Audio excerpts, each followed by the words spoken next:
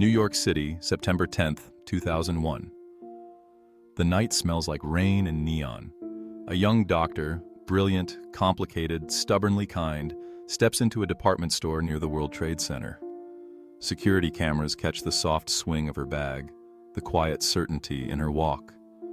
By morning, the world will change forever, and Dr. Sneha Philip will be gone. Some say she ran toward the flames to save strangers. Others whisper she carried secrets the smoke could not hide. Hero, or a disappearance wrapped in shadows?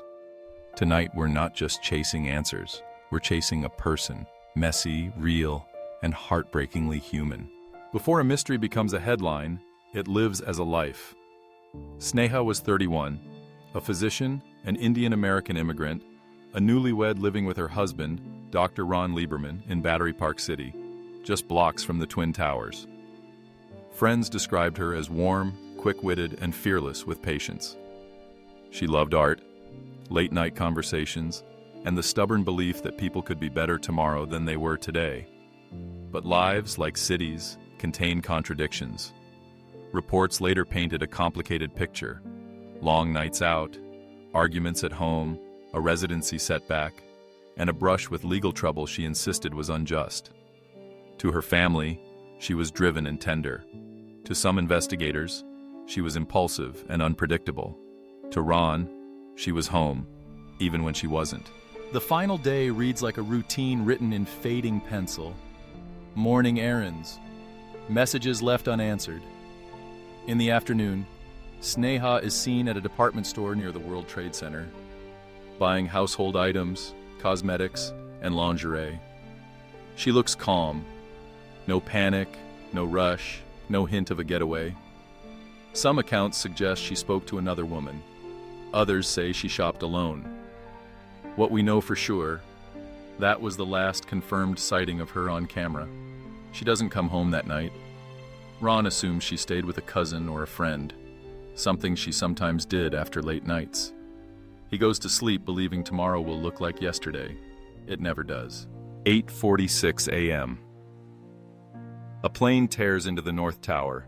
Ron, working at a hospital, tries calling. No answer.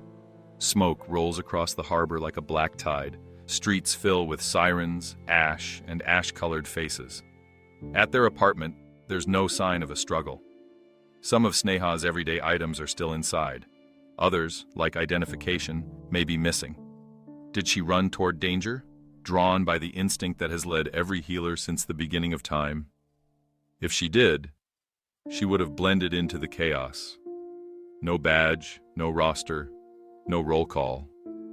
A doctor without a chart, a name lost in the roar. But there is no record, no definitive footage, no hospital log that says she was here. New York swallowed thousands of stories that day. Perhaps hers was one of them. In the months after, detectives reconstruct a life from fragments: credit card statements, phone logs, blurry camera frames, interviews tinged with grief and bias. The portrait keeps shifting. One thread says her residency had recently faltered. Another mentions a police complaint she filed that investigators questioned. Some witnesses recall seeing her frequent bars and staying out overnight. Family members push back. This is caricature, not character. To them, Sneha was resilient, a caregiver even to strangers, a woman negotiating the stress and chaos of medical training in the loudest city on earth.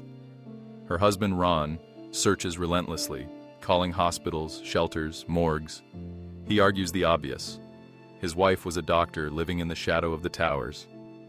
If anyone would run toward the wounded, it was her. Every unsolved case turns into a hall of mirrors.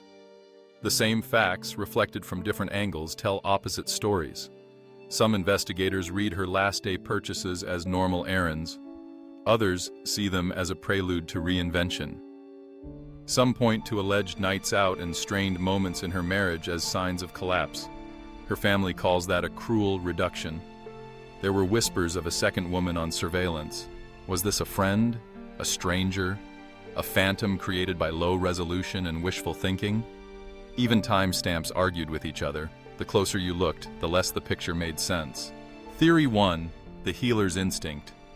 Sneha sees smoke, hears the sirens, and runs down West Street toward the screams and stinging dust. She reaches the towers, or the surrounding chaos, where emergency care is happening on the pavement. Records fail. Names blur. Some people who helped that day were never officially counted.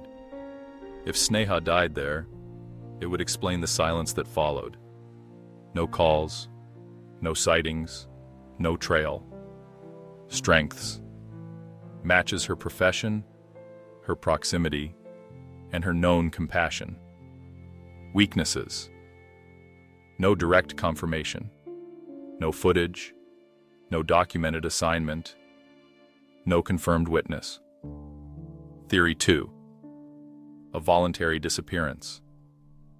Overwhelmed by professional setbacks and personal conflict, she uses the unthinkable cover of 9/11 to vanish, slipping into a new life.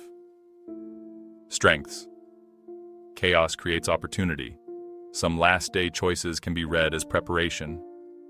Weaknesses. No future footprint, no confirmed financial, digital, or social trace. People do not become ghosts without leaving a draft of air. Theory 3. Foul play. Unrelated to 9/11. She meets someone after shopping. Something goes wrong. Without a body, without a scene, the case dissolves into the fog of the city's darkest day. Strengths. Explains the abrupt silence. Weaknesses. No scene, no suspect, no timeline that withstands pressure. Theory 4. An accident lost in catastrophe.